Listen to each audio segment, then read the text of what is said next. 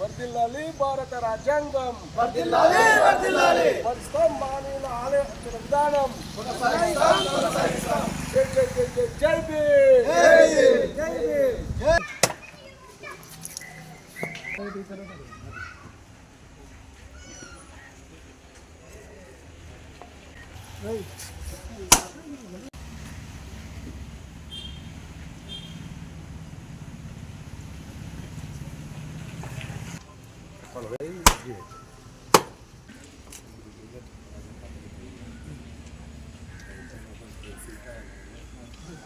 जोहार बाबा साहेब अंबेडकर, जोहार जोहार, जय भीम, जय भीम।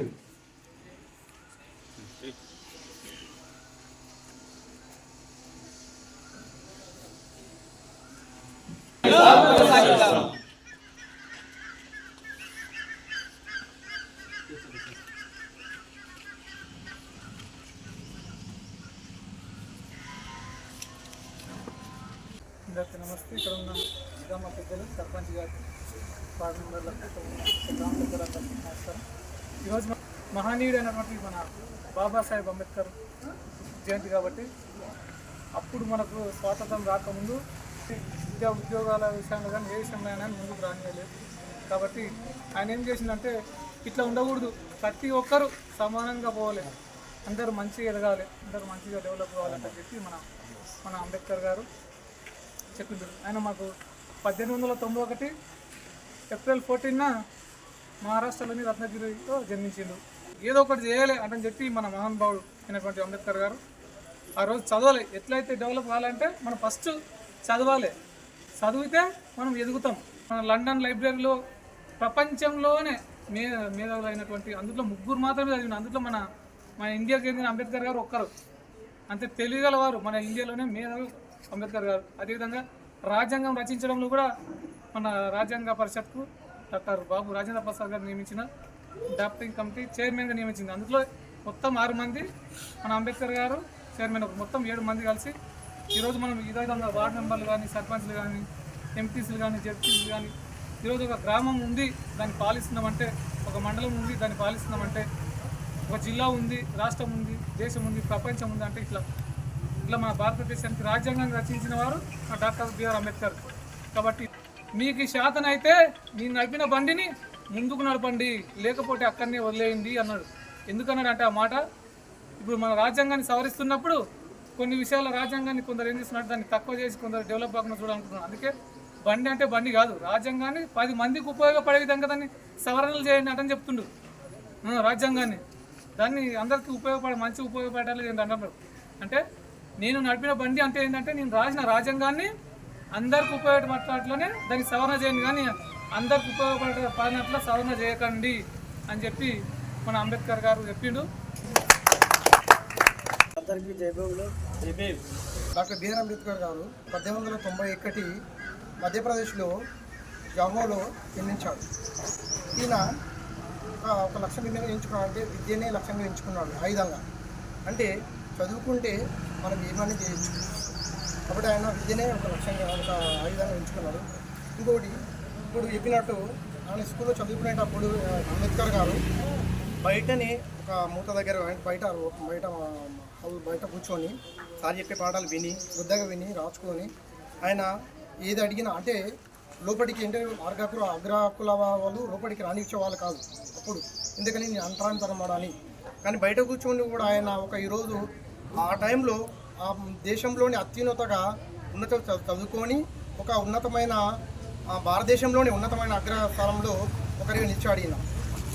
అదేవిధంగా ఇంకోటి గుర్తింపు ఏంటంటే ఈయనకు సమాజంలో మంచి ఉన్నత చదువుకున్నాడని, ఒకటి ఇంకో అందరినీ సమానత్వం కానీ, ఐకమత్యం కానీ, సోదరి మావం ఉండాలని చెప్పి ఈయన ఒక నినాదం చేసిండు కూడా. ఇంకోటి భారతదేశంలో మనమందరం భారతదేశంలో బ్రతకాలి, భారతీయులు కానీ చనిపోవాలి అని ఒక నినాదం కూడా పెట్టిండు ఈయన అంబేద్కర్ గారు.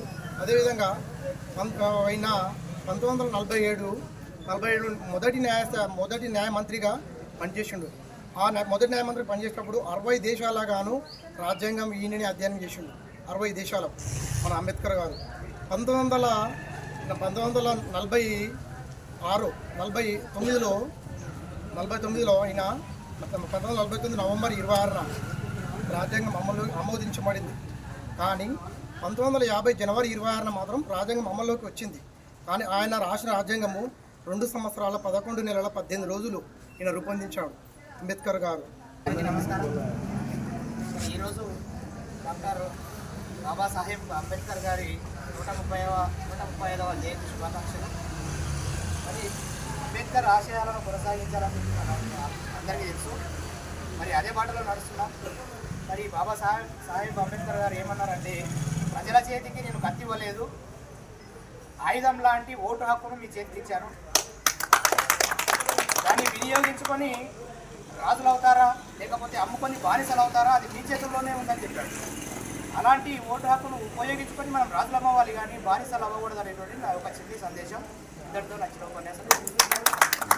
గుండుమాల్ గ్రామ ప్రజలకు మరియు గ్రామ పెద్దలకు, నా తోటి వార్డు మెంబర్లకు అందరికీ అంబేద్కర్ 130వ జన్మదిన శుభాకాంక్షలు తెలియజేస్తున్నాను. మనం ఈరోజు ఈ స్థానం ఉంటున్నాము, మనం ఈరోజు ఇన్ని కార్యక్రమాలు చేసుకుంటున్నామంటే, ఇంత రాజ్యాంగం గురించి మాట్లాడుతున్నామంటే ఆ మహనీయుడు పెట్టినటువంటి రాజ్యాంగం ద్వారానే మనం ఈరోజు ఉన్నాం. అంబేద్కర్ గారు ఏమంటున్నారంటే, నేను మీకు రాజ్యాంగాన్ని ఇచ్చిన, రాజ్యాంగ విలువలకు లోబడి రాజ్యాంగ విలువకు పలకబడి మీరు పనిచేస్తే ఆ పని చేయడం వల్ల అందరూ బాగుపడతారని చెప్పి అంబేద్కర్ గారు అన్నారు. మనం ఆ అంబేద్కర్ గారి కృషిని ముందుకు నడిపిస్తూ రాజ్యాంగ విలువడికి లోబడి మనం పనిచేసుకుంటూ ముందరికి వెళ్దామని కోరుకుంటున్నాను. ఈ సందర్భంగా అంబేద్కర్ జయంతి శుభాకాంక్షలు. మనం ఈరోజు ఈ విధంగా మనం ఇక్కడ నిల్చొని ఈ విధంగా మనం మాట్లాడుతున్న ఇలాంటి ప్రోగ్రామ్ చేసుకోగలుగుతున్నామంటేనే భారత రాజ్యాంగము, ఆ రాజ్యాంగానికి రూపకర్తగా మన అంబేద్కర్ ఉండడం ఎంతో గర్వించదగ్గ విషయం. ఆయన చిన్నతనంలో ఎదుర్కొన్నటువంటి సమస్యలు ఇకపై జీవితంలో ఎవరు ఎదుర్కోవద్దు అనే ఉద్దేశంతో ఆయన అలాంటి అంటరానితనాన్ని రూపుమాపాలనే ఉద్దేశంతోనూ రాజ్యాంగాన్ని చాలా చక్కగా తీర్చిదిద్దడం జరిగింది. సో భారతదేశానికి ఇంత పెద్ద రాజ్యాంగాన్ని ఇచ్చి ఆ విధంగా మనం పాలించుకొని మనందరం సమానత్వంగా బతకాలి, సో ఎవరు ఎక్కువ ఎవరు తక్కువ కాదు అనే ఉద్దేశాన్ని మన లోపల నింపడానికి ఆయన చేసిన కృషి ఎంతో గొప్పగా మనం చెప్పుకోవచ్చు ఈరోజు. అండ్ ముఖ్యంగా ఏంటంటే ఆయన కృషిని గుర్తించి భారత రాజ్యాంగంలోని అత్యున్నత పురస్కారమైనటువంటి భారతరత్న అతనికి భరించడం జరిగింది. సో అదేవిధంగా మనకు స్వాతంత్రం వచ్చిన తర్వాత ఆయన న్యాయశాఖ మంత్రిగా పనిచేస్తూ ఎన్నో రకాలటువంటి కార్యక్రమాలను ఆయన ప్రారంభించడం జరిగింది. సో దాంట్లో భాగంగానే మనం ఈరోజు ఇవన్నీ జరుపుకుంటున్నాము. ముఖ్యంగా మీ అందరికీ చెప్పేది ఏంటంటే, మన అందరం సమానం అనే విషయాన్ని మీరు అందరూ గుర్తించుకొని అదేవిధంగా సమాజంలో మెలిగి అందరం ఈక్వల్గా ఉండాలని చెప్పేసి సందర్భంగా నేను కోరుకుంటున్నాను. సో అందరికీ ముఖ్యంగా ఈరోజు మళ్ళొకసారి అంబేద్కర్ జయంతి శుభాకాంక్షలు. ఇలాంటి కార్యక్రమాలని మనం జీవితాంతం కంటిన్యూ చేస్తూ వారిని స్మరించుకుంటూ వారి అడుగుజాడల్లో నడవాలని చెప్పేసి యువతకి మరియు ప్రతి ఒక్కరికి నేను ఈ సందర్భంగా సందేశం ఇస్తున్నాను.